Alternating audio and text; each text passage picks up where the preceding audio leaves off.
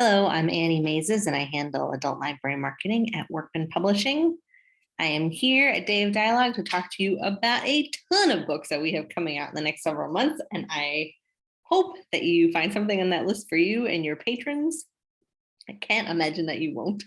Don't forget to click on the handout link also, and that will take you to this presentation to download, so you don't have to remember everything. This is that link right here. Also, if you would like, you can jot this down, case sensitive, and it will also take you to the handout. These are a few books that are out now. Don't want you to miss them. We've got This is Climate Change, which is free of politics or editorializing, and answers questions by distilling the essential data on our precious planet into richly illuminated illustrations, graphs, and charts. Pump is deeply researched and incredibly accessible for fans of Mary Roach or Bill Bryson. How Magicians Think is by professional and world-acclaimed magician Joshua Jay. He reveals the artistry, inside history, and fascinating traditions of magic. And The Archer is a beautiful debut novel set in Bombay during the 1960s and 70s and follows the life of Vidya and her love affair with the form of dance called Kathak. Coming soon, we have Letter to a Stranger. Colleen Kinder put out the call to authors to write a letter to a stranger who haunts you, and the responses poured in. These short, insightful essays by today's best literary minds are filled with observations about how to live, how a stranger's glance, shared smile, or question posed can alter the course of your life. Flesh and Blood. N. West Moss was diagnosed with hemangioma and had to have an emergency hysterectomy. So we follow Moss through her surgery, complications, recovery, as her thoughts turn to her previous struggles with infertility. She talks about grief and healing, what it means to leave a legacy, but the writing in this book is amazing. Kirkus's Start Review said an engaging, even charming memoir, a healing balm, this inviting memoir lights a path through grief and illness. Next up is Gastro Obscura, which is a treat. 400 pages filled with stunning color photographs, taking you around the world, transforming our senses, delving into what people around the world eat and drink from the curious minds behind Atlas Obscura. Cheryl Day is a legend. She is an acclaimed baker in Georgia. And this tome is filled with her recipes for both savory and sweet baked goods. She shows the true origins of her favorite Southern recipes, shares her time-tested techniques for making the best versions of them. There's 150 color photographs throughout. Collective Wisdom is by Grace Bonney, who put together In the Company of Women. This is the same sort of profiles of all these incredible women, but in this book, everyone is between the ages of 55 and 105. They were trailblazers in their field, and they described the ups and downs and lessons learned while forging their unique paths. It's just really a book about listening and learning from the people who came before. Like The Immortal Life of Henrietta Lacks, The Genome Defense is a powerful and compelling story about how society struggles to balance scientific achievement, corporate profits, and the rights of all people. It is comprehensive and incredibly compelling. It tells a story about the epic legal battle between biotech company Myriad and the ACLU over the BRCA gene, a key marker for some forms of breast cancer. It's the product of more than 6 years of research with interviews on both sides, definitely for fans of Bad Blood. How to Be a Girl is an amazing memoir for parents of transgender children. Mama, something went wrong in your tummy and it made me come out a boy instead of a girl. Marlo, Mack's 3-year-old, uttered these words to her and her entire life exploded. She sort of downplayed her son's desire to dress like a girl in dresses and have long hair. But then she realized that her child knew exactly who she was, and it was the world that needed to catch up. So for all parents of LGBTQIA+ children, it's a really inspiring personal narrative. Carrie the Dog is a novel B. Seeger has spent a lifetime running from her childhood. She's the daughter of a famous photographer whose explosive photos in the 1960s featured B and her siblings.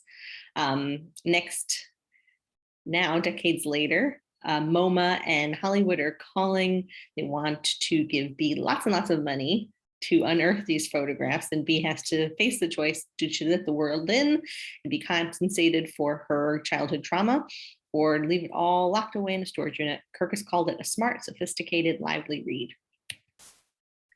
Grains for Every Season, Joshua McFadden's 6 Seasons was a James Beard award-winning cookbook, and he now takes his amazing approach to flavor and turns it on grains. So this book includes recipes for salads and soups, pastas, pizzas, bowls, breads, even desserts. There are gluten-free recipes.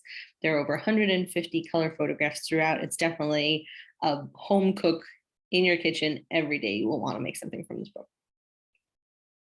An illustrated book of loaded language. The creators of an illustrated book of bad arguments returns with a timely guide to rhetoric.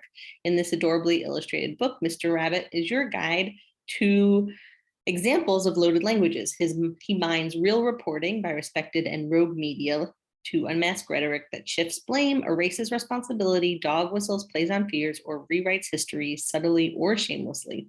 When the very notion of truth is at stake, listening for the spin makes all the difference. Our national forests, across 193 million acres of forests, mountains, deserts, watersheds, and grasslands, national forests provide a multitude of uses as diverse as America itself. This is a complete look at these amazing wilderness, their triumphs, challenges, controversies, and vital programs, and the people who are dedicated to keeping them alive. From the Masters of Storytelling Meets Science and co-authors of Quackery, Patient Zero tells the long and fascinating history of disease outbreaks, how they start, how they spread, the science that lets us understand them, how we race to destroy them. They combine Patient Zero narratives, so it's the human stories behind these outbreaks, with historical examinations of missteps, milestones, scientific theories, and more. The Stickler's Guide to Science in the Age of Misinformation, educator, engineer, and super fun fact, designer of the Oregon Trail. R. Philip Bouchard takes a closer look at 13 pervasive scientific untruths, tackling a range of topics from gravity and radiation to global warming and pandemics, and humorously and accessibly shares the real science behind them. It makes well-researched science easy to understand, providing satisfying answers while sparking curiosity.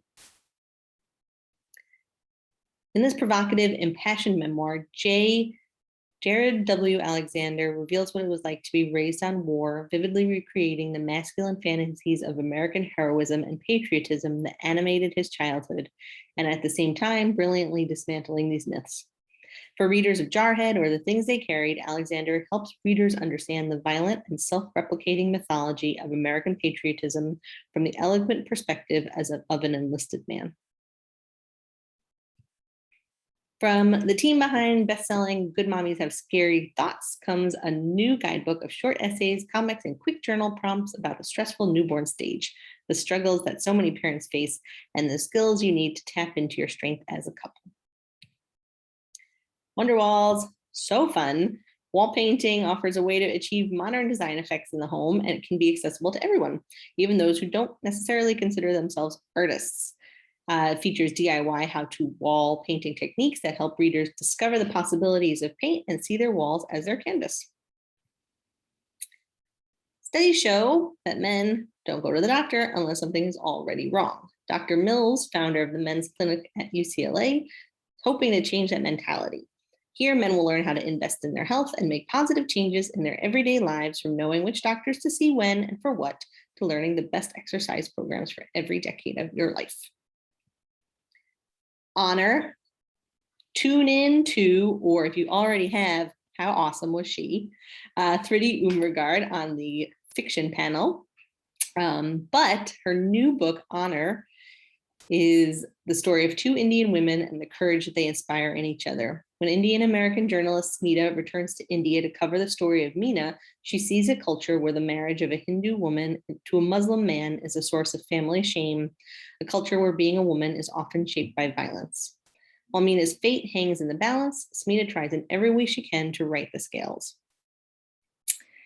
Fans of Etaf Rum's A Woman Is No Man will be gripped by the heartbreaking and perceptive story of Meena and Smita, 2 women trying to navigate how to live in a country where reprehensible things continue to happen, a country that they want more than anything to love and claim as their own. The Beholden. In the latest novel by critically acclaimed author Cassandra Rose Clark, two noblewomen and a pirate who once accompanied them to seek a bargain with a goddess find themselves at the center of a conflict between the immortal being Decay and the emperor himself, who also happens to be married to one of the sisters. As the goddess calls on them to repay their debt by seeking out this elusive god, the world is at risk and might crumble all around them. Same goes for Misha Marin, catcher on the fiction panel. In Perpetual West, it spans from Virginia to Texas to Mexico. It's their thrilling follow-up to Sugar Run, which was a beautiful debut novel.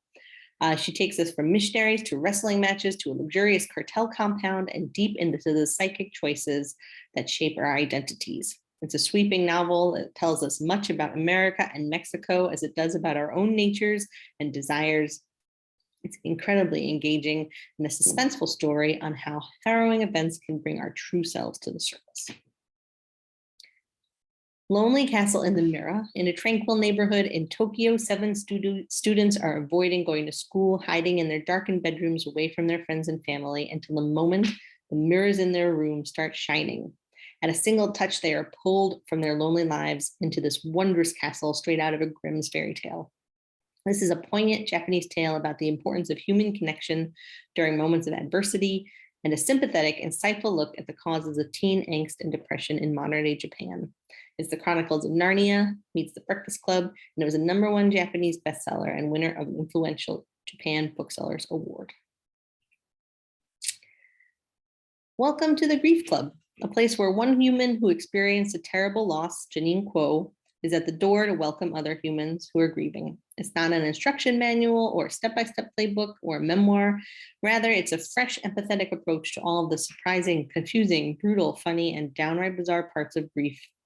Combining her own experiences when she lost her partner when they were both in their late 20s with what she learned from others in her own grief club, Kuo uses brief writing and observations, hand-drawn illustrations, diagrams to explore all the different ways grief happens. It's a book to put in the hands of anyone who's grieving, because from its first page, the reader will not be alone. How y'all doing? You doing good? Thanks for sticking it out with me. This one, super cool, fascinating, dystopian fiction. Clean air. The climate apocalypse has come and gone, and in the end, it wasn't temperature climbing or waters rising, it was the trees. The world became so overgrown, creating enough pollen to render the air unbreathable. In the decades since this all went down, humanity has rebuilt, and now all towns are enclosed in these huge domes. But someone in this one town is going around slashing the domes, exposing people to this deadly pollen that's in the air. A modern-day serial killer. Almost simultaneously, one woman, Cammy, begins sleep talking, having whole conversations about the murders that she doesn't remember when she wakes up. She becomes fixated on the killer, tracking him down, figuring out why he's doing this, trying to understand him. It's suspenseful, both wry humor. It's a novel about the climate apocalypse and will appeal to readers of The Need, Leftovers, and Fever Dreams as it probes motherhood, grief, control, and choice. The art of papercraft was particularly exciting when I found out there's no paper in this book. So there are no disposable things. So it's fine as a library book. Paper artist and teacher Helen Habert compiles a one-of-a-kind collection of 40 unique projects, each using just one sheet of paper to create a rich variety of things like paper votive lights, pop-up cards, folding paper gift boxes, envelopes, woven paper, wall hangings, miniature one-sheet books. Every project is beautifully photographed and accompanied by step-by-step visual instructions. Kalina the Soothsayer, fabulous fantasy fun fiction. Kalina's family has had the gift for generations, the ability to see and predict the future. For decades, they've traveled around selling their soothsayer ways. The gift is their calling. It's what defines them. Every child has this gift, except for Kalina. For years, she supported her father and her nasty grandmother on the strength of her wits alone, using informants and trickery to fake prophecies and scrounge a living. But it's getting harder every year. And then on the strength of her reputation, Kalina is kidnapped to protect a false king. And she must figure out a way to save herself and her family without magic. The Goblin Emperor meets Uprooted with a voice like Gideon the Ninth. This is a very fun, very contemporary, lots of themes in here that are going to relate to modern day life. Speaking of modern day life and crazy things that are happening in the world, since 2015, there's been a spectacular boon in a nearly 200-year-old delusion, the idea that we all live on a flat plane. It's the ultimate in conspiracy theories, a wholesale rejection of everything we know to be true about the world we live in. Where did this idea come from? Kelly Wheel draws a line straight from today's conspiratorial movement right back to the day in 1830 when it was first started. The only difference between now and then, social media. Empowered by Facebook and YouTube algorithms, the Flat Earth movement is growing. Anna Merlin, author of Republic of Lies, summed this book up perfectly when she called it an inquisitive, empathetic, deeply reported, and disturbingly funny tour through the furthest reaches of the most fringe possible conspiracy community. Fat Girls Hiking is a fat activism, body liberation, and outdoor community founded by Summer Michaud-Skog with the goal of creating a space where fat and marginalized folks can come together to create safer spaces in the outdoors. In her eponymous book, Summer has the same goal and includes hardworking advice on how to hike, what to wear, and how to read a map, along with trail reviews that focus on the most accessible hikes around the country. It's also brimming with heartfelt stories, personal profiles of Fat Girls Hiking community members, and inspirational photography. Linked is a definitive guide to maximizing LinkedIn and navigating the changing hiring landscape. It's written by hiring gurus Omar Garriott and Jeremy Schiffling, both former LinkedIn marketing heads with invaluable insider perspective, and it lays out a 5-step job search framework tying each to discrete actions on LinkedIn. So I'm going to end with some cookbooks. Buen Provecho is a collection of over 100 Mexican recipes with a unique spin, delivering the authentic flavors everyone craves, but swapping out easy-to-find healthy ingredients that your family will love.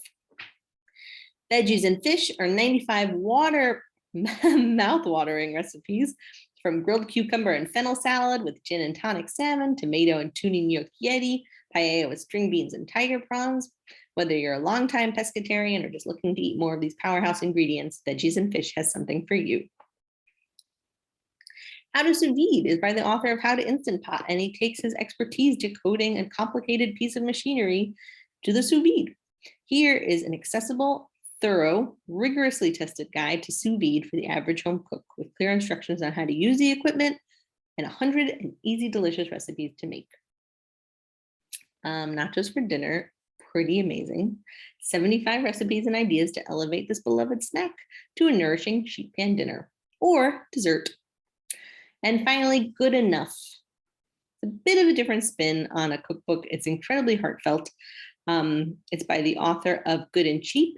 And when she found herself very burnt out, she sort of berated herself and was upset with herself for not being able to cook for herself. She didn't think it was worthwhile just to cook for her, because it's hard to feed yourself. It's hard to feed your family. Cooking can come with stressors like anxiety and perfectionism. It's easy to burn out on menu planning and shopping. But this very honest, very personal cookbook from the author of Good and Cheap puts it out there and balances the struggles with recipes and ideas for accepting good enough and actually caring for yourself through what you cook and eat. And that is it from me. Thank you so much. I hope you've had an excellent day of dialogue. Please get in touch if you have any questions at all. Take care.